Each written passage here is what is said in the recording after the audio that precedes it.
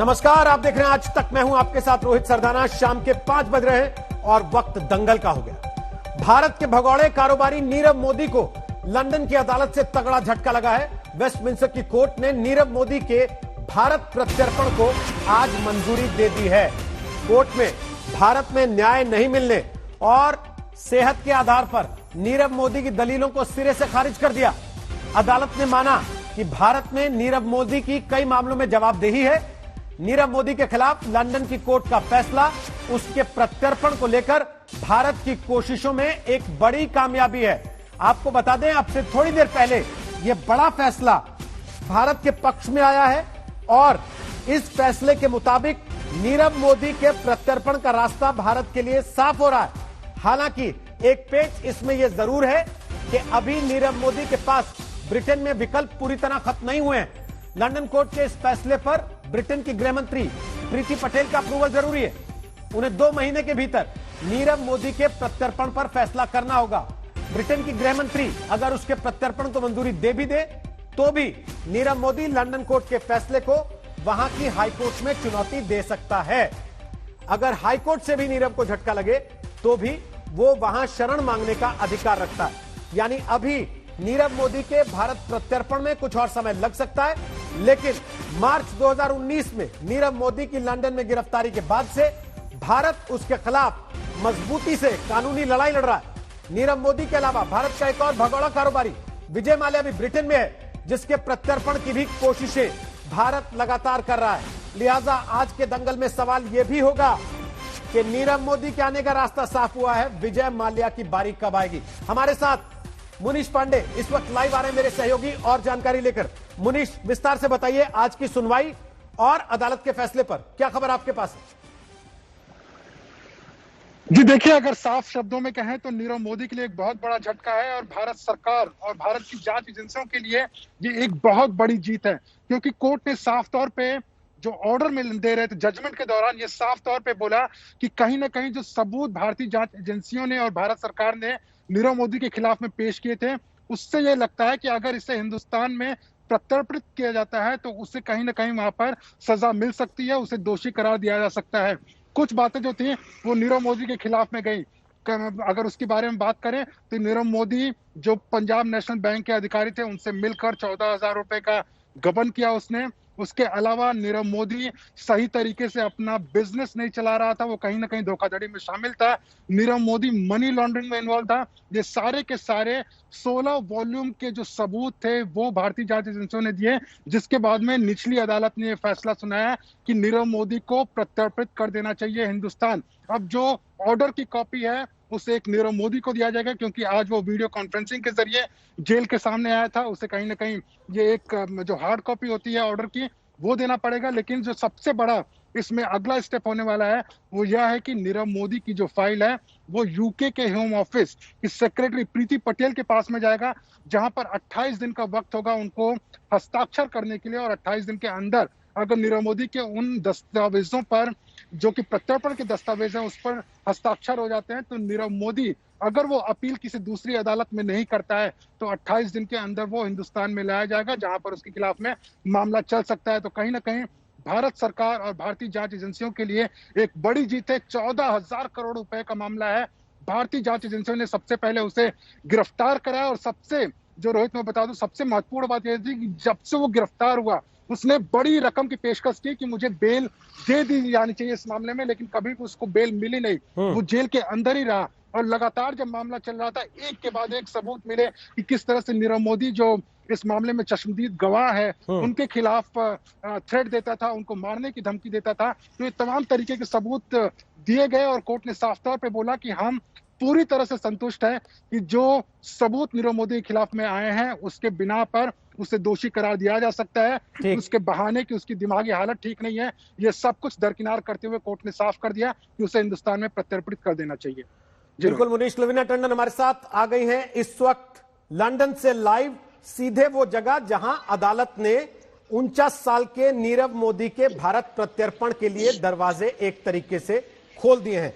भारतीय एजेंसियों के लिए लवीना यह कितनी बड़ी जीत है, क्योंकि आमतौर पर इस तरीके के मामले जिनको इकोनॉमिक ऑफेंस यानी कि आर्थिक अपराध कहा जाता है उसमें चीजें साबित करना बड़ा कठिन होता है।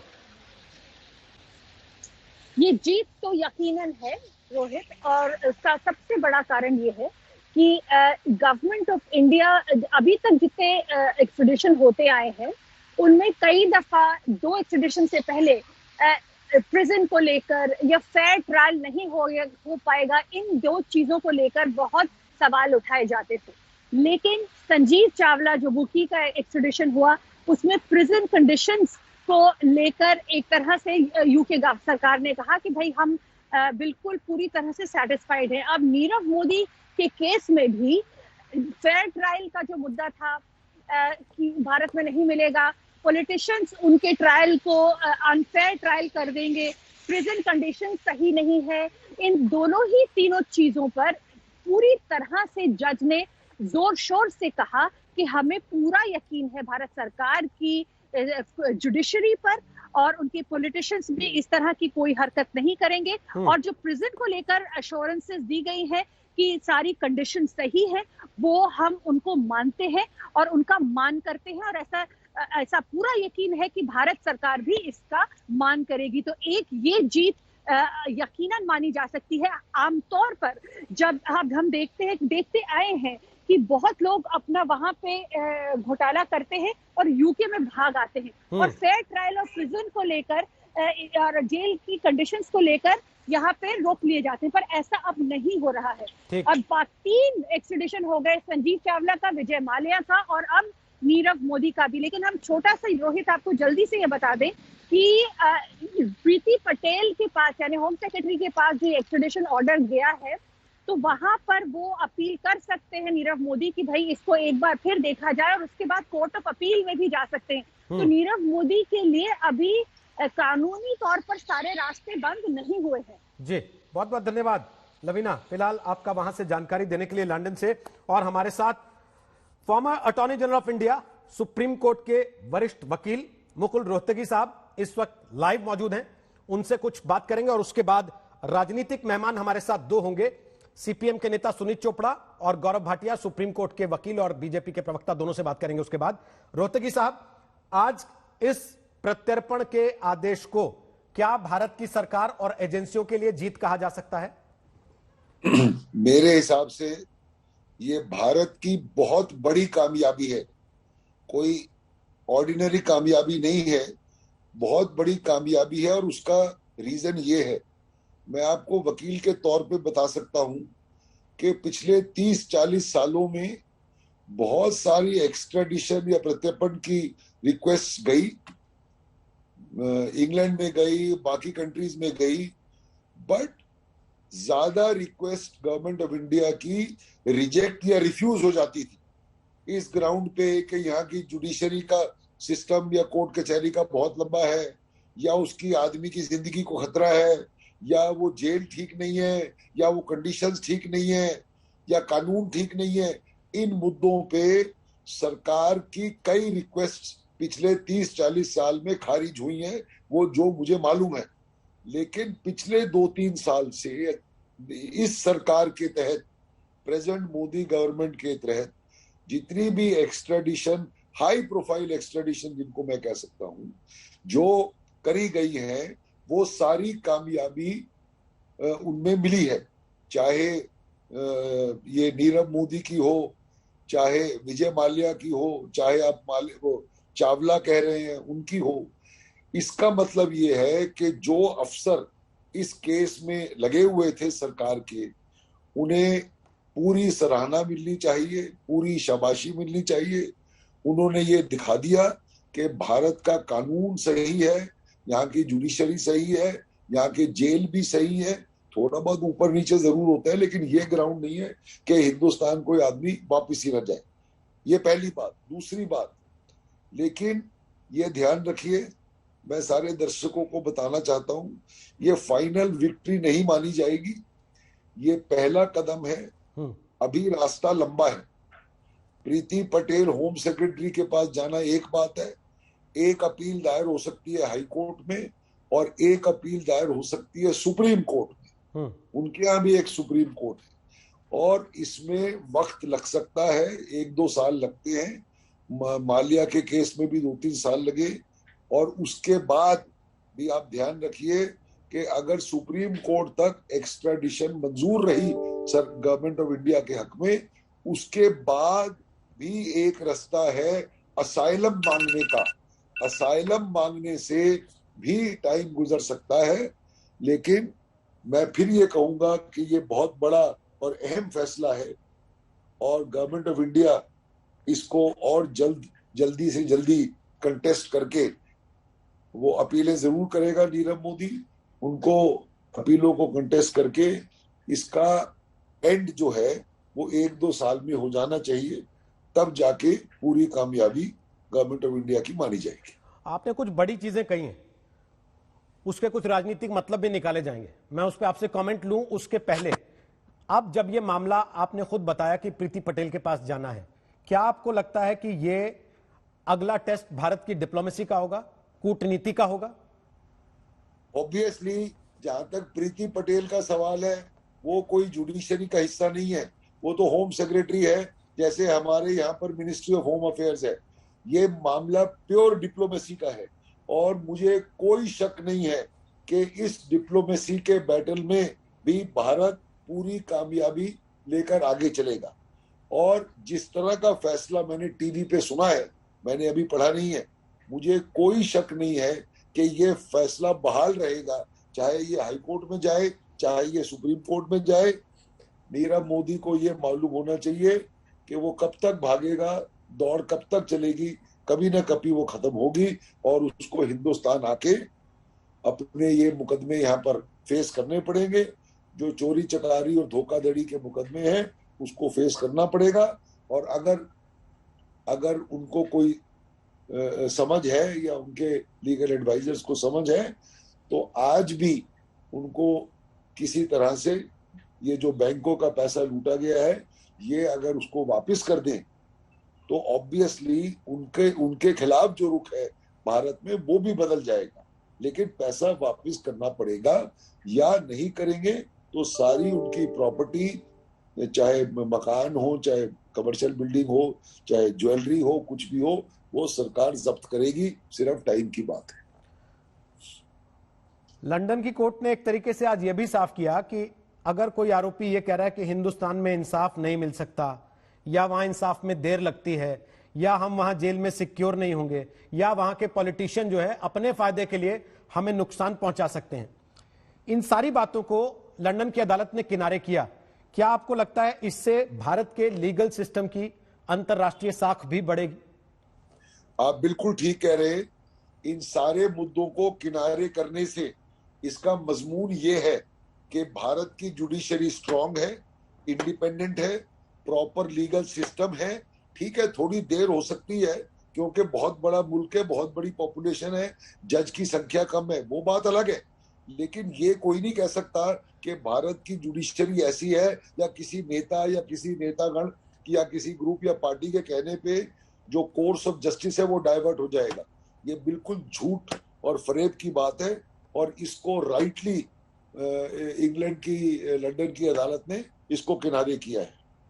आपने खुद कहा कि पिछले 3-4 साल में चीजों में बदलाव आया है, तो बदला क्या है? यहां की जेलों की हालत बदल गई है, यहां का लीगल सिस्टम बदल गया है, या फिर इंडिया को लेकर परसेप्शन बदल गया है? देखिए, जो आप कह रहे हो, जो लास्ट बात आपने कही वो इंपॉर्टेंट है। पहली बात, इंडिया की perception as a country in the world, in the committee of nations जिसको कहते हैं, वहां पर हिंदुस्तान की अपनी जगह प्रॉपर पिछले 5 साल में ही मिली है। उसके पहले या 10 साल पहले हिंदुस्तान को या उसकी पॉलिसीज को या उसकी स्ट्रेंथ को या उसके दम को कोई नहीं पूछता था कि भाई बड़ी पुरानी कंट्री है, पुअरेस्ट कंट्री है, गरीबी बहुत है, करप्शन है, कोई देखने वाला नहीं है। ये जो छवि थी, ये छवि पिछले 5-7 साल में बदल गई है।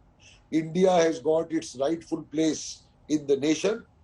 लोग इंडिया को देखते हैं और ये समझते हैं कि इंडिया एक प्रॉपर बड़ी नेशन है, डेवलपिंग नेशन है और फटाफट ऊपर चढ़ रही है। और इसलिए उसका कानूनी सिस्टम, उसके जेल वगैरह सब दुनिया की तवज्जो में है, सब देख रहे हैं। तो ये परसेप्शन की भी बात है और इंडिया की पोजीशन की भी बात है। एक आखिरी सवाल पिछले जी। सबसे बड़ा फैक्टर जी, आप छोड़िए एक्स्ट्राडिशन की बात, सबसे बड़ा फैक्टर मेरे हिसाब से जो चीन के साथ कॉन्फ्लिक्ट हो रहा है उसमें देखिए, चीन के साथ जो कॉन्फ्लिक्ट हो रहा है पिछले 6 महीने से, उसमें भी भारत की जीत हुई है।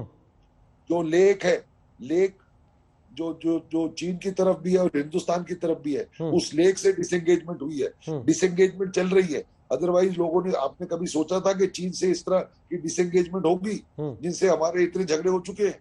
पहली डिसएंगेजमेंट डोकलम में हुई, आपको याद है? डोकलम में इंडिया, चाइना और भूटान का एक ट्रायंगल है और वो भी 50-60 दिन तक चलता रहा। तो हिंदुस्तान ने दिखा दिया है और हिंदुस्तान की सरकार ने, प्रधानमंत्री ने, इस सरकार ने दिखा दिया है कि भाई ऐसा नेतृत्व होगा कि हिंदुस्तान पीछे नहीं हटेगा और आगे ही आगे अग्रसर होगा। तो ये चीजें जो है ये भी दुनिया वाले देखते हैं। प्लस आप देखिए वैक्सीन हिंदुस्तान की सबसे बड़ी ताकत है और सबसे बड़ी वैक्सीन मैन्युफैक्चरर्स इंडिया में है। अमेरिका को छोड़ के या एक आध कंट्री को छोड़ के दुनिया में कौन सी कंट्री है जहाँ इतनी वैक्सीन बन रही है? और अभी एक और स्पुतनिक बनने वाली है। तो इसमें भी इंडिया ने दिखा दिया है कि भाई दवाइयों के मुद्दे पे भी हम ऊंचे हैं, हम अपनी कंट्री को भी वैक्सीनेट करेंगे और दूर दराज की कंट्रीज को भी वैक्सीनेशन अगर हम दे पाएंगे तो देंगे। तो ये सारी चीजें परसेप्शन दिखाती है, सारी चीजें यूएन में भी पता चलती है, यूएन की सिक्योरिटी काउंसिल में भी। आप देखना आज नहीं कल इंडिया भी परमानेंट मेंबर माना जाएगा। सो ये इंडिया की जो प्रोग्रेस है ये आगे ही चलेगी, पीछे नहीं चलेगी। बहुत बहुत धन्यवाद मुकुल रोहतगी साहब आज तक पर आने के लिए और हमारे दर्शकों को यह बताने के लिए कि भारत के लिए यह कितनी बड़ी जीत है। नीरव मोदी के प्रत्यर्पण को लंदन की वेस्टमिंस्टर कोर्ट से मंजूरी मिलना, हालांकि अभी उसमें कुछ समय लग सकता है उसे भारत लाए जाने में, उसके पास कुछ विकल्प हैं। हमारे साथ गौरव भाटिया आ गए, वो भी सुप्रीम कोर्ट के वरिष्ठ वकील हैं, बीजेपी के प्रवक्ता हैं, और हमारे साथ नेता सीपीएम के सुनीत चोपड़ा आ गए। गौरव भाटिया, पहली प्रतिक्रिया जल्दी से आपकी नीरव मोदी को लेकर वेस्टमिंस्टर कोर्ट के इस फैसले की।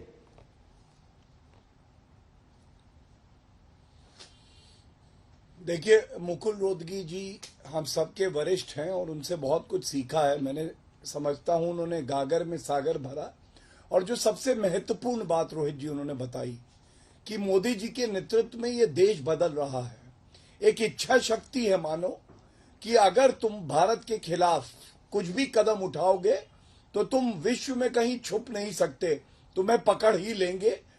इस तरह की मजबूती जो देखी जा रही है, इसी पे मैं अर्ज करता हूं, कौन कहता है कि आसमान में सुराख नहीं होता? कौन कहता है कि आसमान में सुराख नहीं होता? पत्थर तो तबीयत से उछालो यारो। आप याद करिए जब हमारी राजनीतिक चर्चाएं होती थी, और मुझे याद है दंगल पे मैं बैठा था और आप ही एंकर उस वक्त शो में मुझसे सवाल कर रहे थे कि ये नीरव मोदी अरेस्ट तो हुआ है, 2 दिन बाद छूट जाएगा। और कहीं ना कहीं नरेंद्र मोदी जी में हर नागरिक की तरह मुझे भी विश्वास था। मैंने कहा छूटेगा नहीं, ये जेल की सलाखों में रहेगा। और आज भी बड़ी जिम्मेदारी से मैं कहता हूं कि ये मजबूत सरकार और देशवासियों का जो आशीर्वाद है, नीरव मोदी भारत आएगा और जेल की सलाखों के पीछे सड़ेगा। जो कुकर्म किए हैं उसकी सजा ये जरूर पाएगा। और इसीलिए कहा जाता है मोदी जी हैं तो मुमकिन है। और ये दिखाई दे रहा है कि क्रिश्चियन मिशेल वापस आया। नीरव मोदी कहीं ना कहीं छटपटा रहा है, लेकिन ये छूटेगा नहीं। दूसरी बात देखिए, समय कैसे बदला है। जब कांग्रेस का समय था तो घोटाले कांग्रेस के समय में 2011 में ही ये घोटाला हुआ था। दिनेश दुबे डायरेक्टर थे पीएनबी के, उन्होंने शिकायत भी भेजी थी, कार्रवाई नहीं हुई। लोग सुबह अखबार पढ़ते थे और आपस में बात करते थे कितने का घोटाला हुआ है, कितने हजार करोड़ का चूना लगा देश को। अब लोग कहते हैं कितने लोग पकड़े गए, कितने लोग वापस आए, रिकवरी कितने करोड़ की हुई है। ये फर्क जो आ गया है, ये बहुत बड़ा बदलाव है जो हमारे देश के लिए भी बहुत सुखद समाचार लाता है। एक बात मैं और कहूंगा, आज हमारे भारत के लोकतंत्र की जीत एक और वजह से हुई है। हमारा विपक्ष भी गैर जिम्मेदाराना बयान देते हुए कहता है हमारी न्यायपालिका अच्छी नहीं है, हमारा लोकतंत्र मजबूत नहीं है। आज देखिए एक बार पुनः, हमें किसी का सर्टिफिकेट नहीं चाहिए, लेकिन बातें बिल्कुल स्पष्ट हैं कि हमारी न्यायपालिका सर्वोच्च है, सर्वश्रेष्ठ है, निष्पक्ष है। ये वहां की अदालत ने भी कह दिया है। ठीक है, एक और सीनियर लॉयर हमारे साथ इस वक्त आ रहे हैं, वरिष्ठ वकील, एनसीपी के नेता हैं, सांसद हैं, माजिद मेमन। स्वागत है आपका आज तक पर। नीरव मोदी के प्रत्यर्पण को लोकल कोर्ट से मंजूरी, जी आपकी प्रतिक्रिया बोलें। आज का जो फैसला है ये एक कानूनी लड़ाई है, इसको राजनीतिक लड़ाई ना बनाया जाए। ये राजनीतिक पॉलिटिकली नरेंद्र मोदी जी को सेहरा पहना, ये उन्होंने ये कर दिया वो कर दिया, भारतीय जनता पार्टी, ये कानूनी लड़ाई है और इसके कानूनी पहलू के बारे में विचार करने की आवश्यकता है। जहां तक के वो लोग जो कानून समझते हैं कि ये प्रत्यार्पण के जो कानून ब्रिटिश अंपायर में है, यूके में है, हमारी कोशिश रही सरकार की और हम चाहते हैं, ये एक विशफुल थिंकिंग है कि नीरव मोदी कल आ जाएगा, जेल की सलाखों में रहेगा, ये सारी बातें करना मैं नहीं समझता कि मुनासिब है।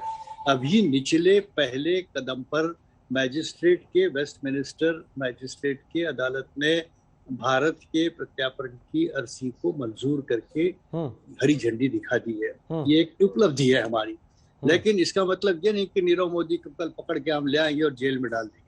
ये मैजिस्ट्रेट्स की कोर्ट में प्रत्यार्पण के मामलों में मैजिस्ट्रेट को अधिकार नहीं है कि वो जो सबूत भेजे जाते हैं रिक्वेस्टिंग सरकार के जरिए, उनकी गहराइयों में जाकर वो सही है या गलत है उसको तपासें। मैजिस्ट्रेट सिर्फ आउटवर्डली ये देखते हैं कि क्या एक्स्ट्राडिशन की रिक्वेस्ट इन ऑर्डर है या नहीं, और उसको एक्स्ट्राडिशन को एंटरटेन करना चाहिए नहीं, और वो कर दिया उन्होंने। अब नीरव मोदी को अपील की हाईकोर्ट में गुंजाइश है, 30 दिन में 60 दिन में वो अपील करेंगे और उच्च न्यायालय में चीफ जस्टिस के सामने ये मैटर आ सकती है लंदन में, जैसा कि नदीम सैफी के मामले में हुआ था। गुलशन कुमार की हत्या में नदीम सैफी की भी एक्स्ट्राडिशन बाउ स्ट्रीट मैजिस्ट्रेट ने ग्रांट कर दी थी, मगर हम ला नहीं पाए उसे, इसलिए कि उच्च न्यायालय में बारीकी के साथ सबूतों को तपासा जाता है। तो अभी हमें एक सीढ़ी और तय करनी है इससे पहले कि हम बैंड बाजे बजाने लग जाएं। ठीक सर, अभी हमें और मेहनत करनी होगी।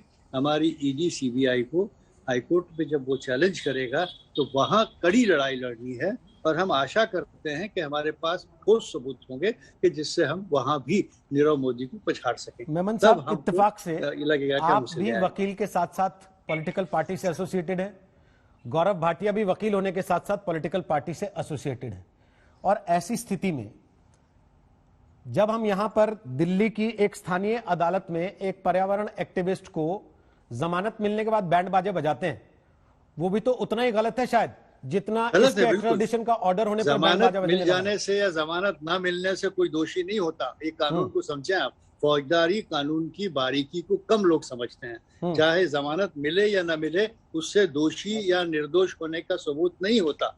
जमानत आर्जी तौर पर होती है ताकि मुकदमे के लड़ने के लिए वो बाहर से लड़े या अंदर से लड़े। कई बार ऐसा हुआ है कि जमानत पाया हुआ व्यक्ति दोषी ठहराया गया और जमानत न पाया हुआ व्यक्ति निर्दोष ठहराया गया। तो ये समझने की बात है।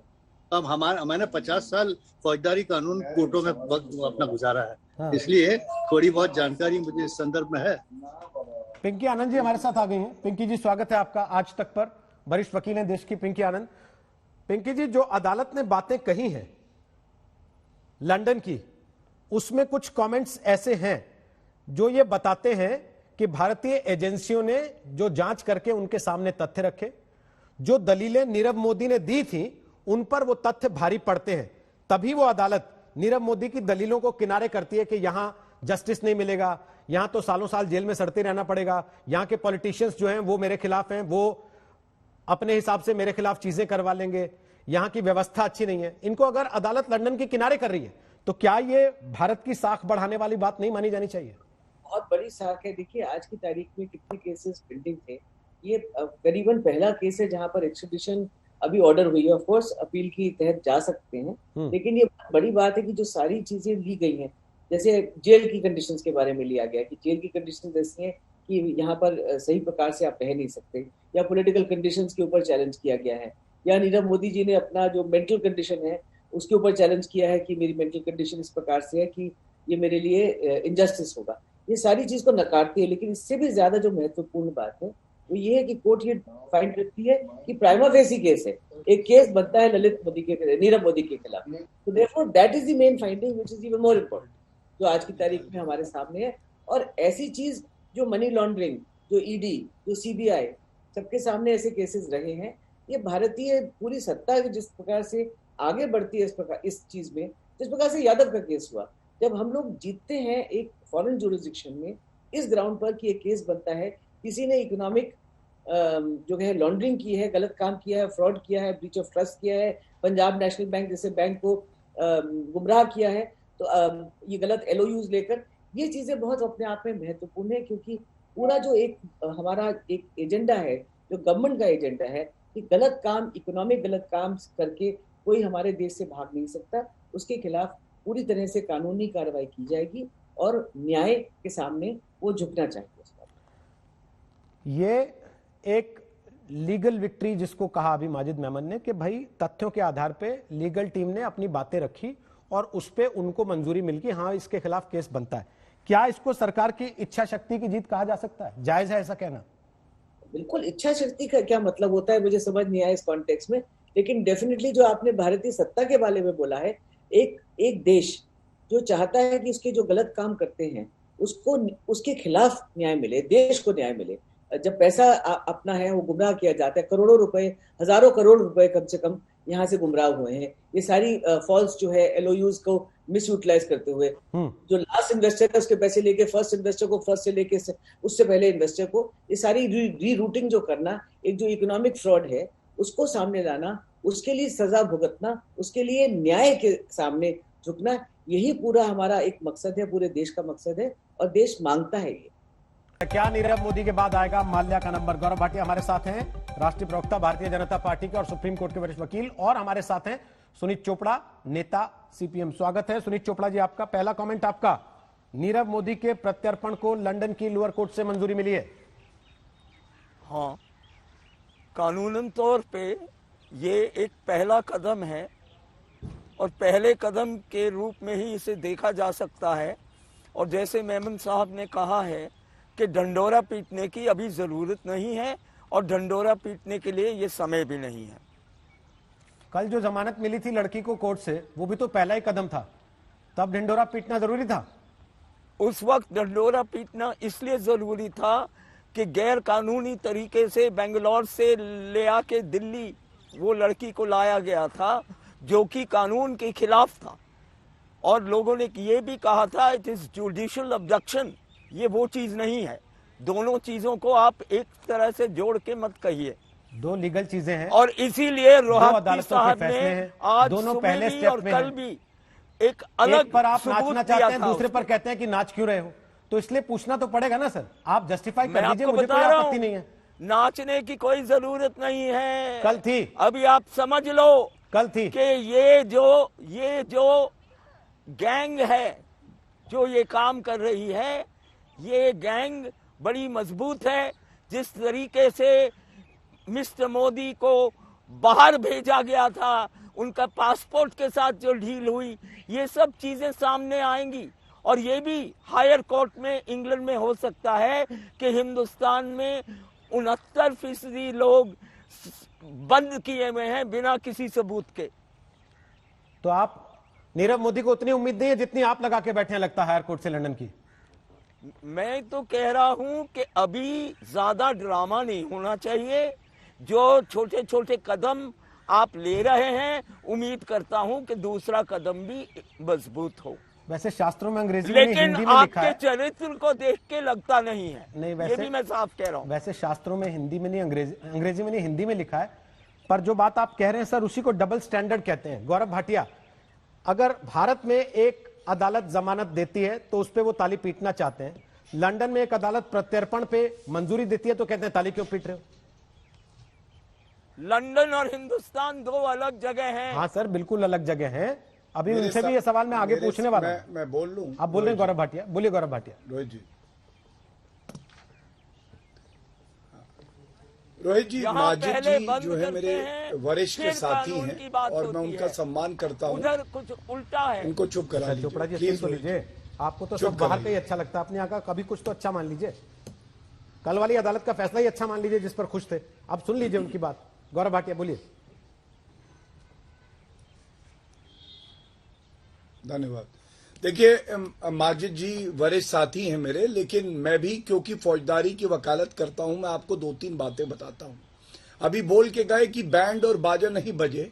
अरे नीरव मोदी, विजय माल्या, इनका तो बैंड भी बजेगा और बाजा भी बजाएंगे इनका। ये जनता को लूट रहे थे कांग्रेस की सरकारों में, तो इनसे एक एक पाई की वसूली हुई हम सुनिश्चित करेंगे।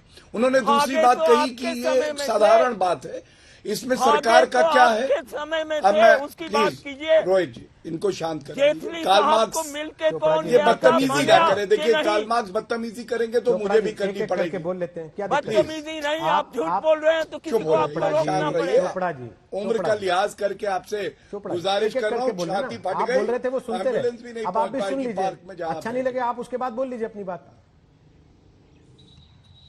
आपने इनको पहले तो मौका दिया था इतना सर, पहले ढंढोरा कौन सा पीटने आधा के घंटा लिए। बोल रहे थे वो। ये अब आपकी दोनों बात पे कमेंट भी ना लूं तो आप एक काम करिए, फिर वहां छोड़िए, यहाँ आ जाइए, मेरी जगह बैठ जाइए और आप ही तय कर लीजिए कौन बोलेगा कौन नहीं बोलेगा। ठीक है सर, ऐसा मत कीजिए ना चोपड़ा सर, आप इतने वरिष्ठ नेता हैं, इतना टीवी चैनल्स पर आप देखिए, बैठते हैं, फिर भी रोहित आप ऐसी जी, बातें करेंगे तो सर प्लीज आप अपने क्योंकि ओपोनेंट को सुन तो ये लीजिए कम से कम। बिल्कुल गलत बात प्लीज। कह रहे हैं। अरे सर, और आपके आपने पास भी आऊंगा, आप गलत बोलिएगा कि ये सवाल गलत कह उठाया रहे है। हैं, मुझे कोई आपत्ति नहीं आपके बोलने पे, लेकिन दूसरे को सुन तो लीजिए, केवल इतना ही तो कह रहा हूं। सुनेंगे? हाँ तो क्यों सुन नहीं, लीजिए मैं बस तो फिर। इनको सुनता हूँ, हाँ तो सुन लीजिए ना कोई फिर। प्रॉब्लम नहीं है। बस फिर सुन लीजिए, बोलिए गौरव भाटिया, आप नहीं बोलेंगे वो बीच में, बोलिए। देखिए हाँ, रोहित जी क्यों सरकार को श्रेय जाता है मैं बताता हूं। सरकार जब प्रत्यर्पण के लिए कहती है तो एक इच्छा शक्ति दिखानी पड़ती है। कम समय में चार्जशीट दाखिल हुई, जिससे हमारी जो प्रत्यर्पण की अर्जी थी उसको ताकत मिली। दूसरी बात, वहां नीरव मोदी की बेल भी नहीं हो पाई। इसी तरह से क्रिश्चियन मिशेल जो है देश में वापस आया, संजीव चावला वापस आया। क्या ये नहीं दिखाता कि ये बदला बदला भारत है? मोदी जी ने बिल्कुल स्पष्ट कर दिया है कि ऐसे अपराधियों को हम लोग छोड़ेंगे नहीं। दूसरी बात, राजनीतिक किसने किया? एक राहुल गांधी का ट्वीट है, मैं पढ़ देता हूं, उसका सारांश क्या है वो रख देता हूं। वो कहते हैं दोनों नरेंद्र मोदी जी देश के प्रधानमंत्री और नीरव मोदी में कितनी समानता है, दोनों ने देश को लूटा है। अब आप बताइए राजनीतिक किया कि नहीं? और 2 फूफी आई थी आपके चैनल पे, एक चली गई एक अभी हैं। ये लोग केवल मातम मना सकते हैं। ये मातम क्यों मना रहे हैं आपको मालूम है? देश के हित में कुछ होगा तो इनको देश की चिंता नहीं, इनको ये लगता है मोदी जी को श्रेय जाता है। तीसरी बात, आप बताइए, ये भी जमाना भारत ने देखा है जब चाचा कुटरोची को, वॉरेन एंडरसन को यहां से भगा दिया गया और वापस लाना तो दूर, उनसे रुपए का हिसाब मांग के गांधी मोदी परिवार को ने भी पेट भगा भरा। दिया और गया आज मेरा एक ये सवाल है लोग जो है हमसे अब प्रश्न भाटिया जी, कर मेरा एक सवाल है गया आपसे। था। अगर मैं क्यों इनसे ये किसी पूछ की रहा बात हूं तक नहीं कर रहे कि आप? कल अरे, दिल्ली की लेकिन अदालत के कार्ल मार्क्स फैसले को तो पर आप चुप बैंड कराइए। बाजा बजा रहे थे, आज लंदन फूफी की को तो अदालत चुप के कराइए। फैसले पर बैंड बाजा आपको बुरा लग रहा है, तो ठीक वैसे ही जैसे आज भारत सरकार की जीत है लंदन मैं में, हिंदुस्तान क्या की दिल्ली की जनता के अदालत लिए का तमाचा ढंढोरा बैठाऊंगा। वो दिल्ली पुलिस पर क्यों था, वो सरकार पर क्यों नहीं था? उसके पास काफी ढोल गौरव जी, बजाने मैं उत्तर वाले दूं। हैं इनकी तरह। मैं आपको चोपड़ा जी प्लीज, मैं आपको आप ही का सवाल पूछा मैंने, उत्तर दे देता हूं। बोलिए गौरव रोहित जी, बहुत बहुत बहुत ही सरल मैं जो है आपको उत्तर देता हूं। हाँ, जब आप विदेश से किसी को भारत लाते हैं ना, तो उनका जो कानून होता है उस मापदंड पे आपको खरा उतरना होता है।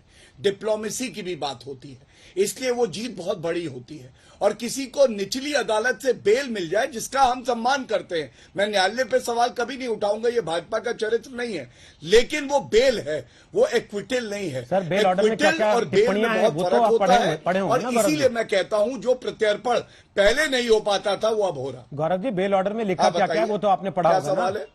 वो पॉइंट्स तो आपको मालूम होंगे ना कि बताइए। जज ने क्या क्या कहा। मैं और दिल्ली जान की रहा हूं, पुलिस और गृह मैं मंत्रालय के अंडर उत्तर- आती है। मैं बिल्कुल, मैं उसका भी उत्तर देता हूं। मैं उत्तर दे रहा हूं आपकी बात का।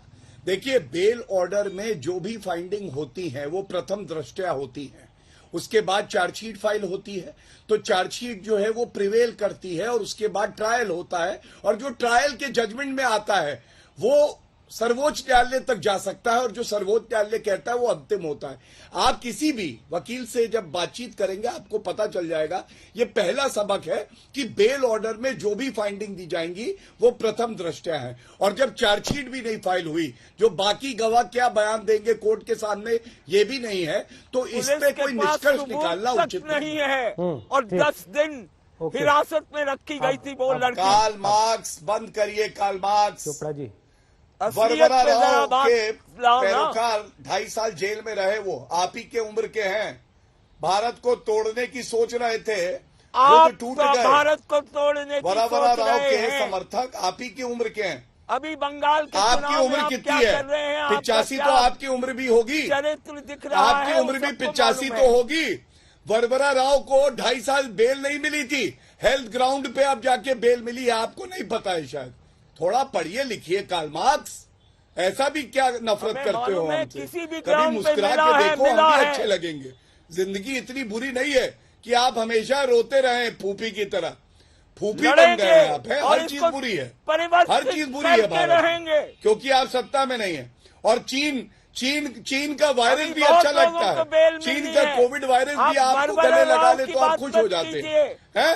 और मोदी जी की मोहब्बत भी आपको जो है नफरत लगती है। अरे बस करिए, हाथ इतना बाहर ना निकालिए, कैमरा टूट जाएगा। अरे कोई चीन से नहीं आ पाएगा चीनी दूध, जानते हैं चीनी हम दूध क्या मत कर रहे दुखियो। हो। नीरव मोदी तो लौटेगा, हिम्मत हिम्मत हो तो रोक लो। अनुच्छेद 370 याद है? क्या हुआ? चिल्लाते थे, हटा के दिखाओ। हटा दी कार्ल मार्क्स हटा दी, कुछ नहीं कर पाए। कार्ल मार्क्स मत सुनाइए, तुम तो उस पार्टी के हो जो कहती थी हमारे देश के जवानों को खून मत दो, गद्दारी इससे बढ़ के क्या होगी। और हम लोग उस पार्टी के हैं कि तुम्हारे जैसे लोगों को भी खून की जरूरत पड़ेगी तो अपना खून दे देंगे। ये होती है भारतीयता। ये चीन के चाउमीन में नहीं मिलेगी कार्ल मार्क्स। यहाँ का इडली सांभर खाओ, कभी छोला भटूरा यहाँ का खाओ, पता चलेगा धन्यवाद। भारत से मोहब्बत क्या धन्यवाद होती है कार्ल मार्क्स। धन्यवाद। प्लीज प्लीज प्लीज, बहुत बहुत धन्यवाद आप दोनों का। Thank you. लोअर कोर्ट, जहां पर लंदन की अदालत ने कहा कि नीरव मोदी के प्रत्यर्पण को मंजूरी है। कुछ बड़े वकीलों को देश के आपने आज सुना। अभी समय लगेगा, लेकिन भारत के लिए यह पहली कामयाबी जरूर कही जा सकती है।